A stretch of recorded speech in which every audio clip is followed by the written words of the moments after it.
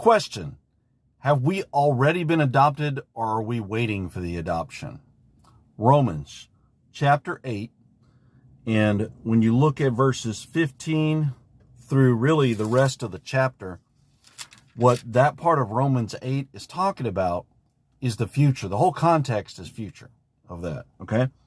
Now, verse 15 says, "For ye have not received the spirit of bondage again to fear, but ye have received the spirit of adoption, whereby we cry, Abba, Father." It says you have received the spirit of adoption.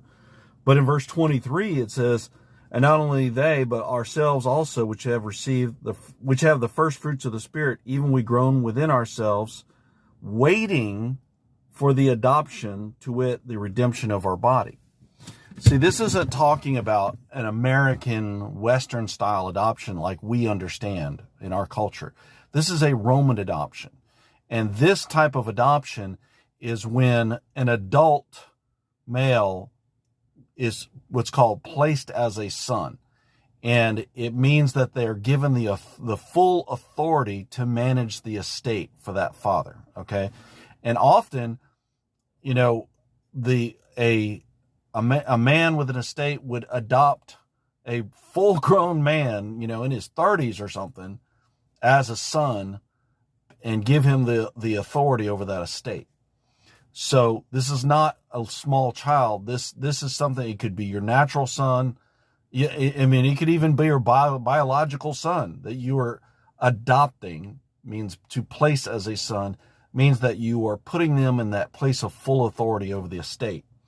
And so that is a future thing for the believer, because verse 17 says, "And if children, then heirs, heirs of God, and joint heirs with Christ, if so be that we suffer with him, that we may be glorified together." So that's a future event, okay? So it's really important to understand that, because if you don't understand that, then you're going to be confused and misunderstand a lot of things.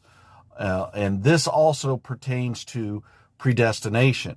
Whenever you see the word predestinate or predestinated in any of the epistles, any of these New Testament letters, it's always talking about the future of the believer. What we as believers now are predestined to in the future, in glory and in the full realization of our inheritance. It's not talking about something in the past. And when in Romans, in this chapter, you know, you remember in Isaiah 58, it says that Jesus was wounded for our transgressions. Well, that same kind of language is used here with speaking something in the future as if it were past.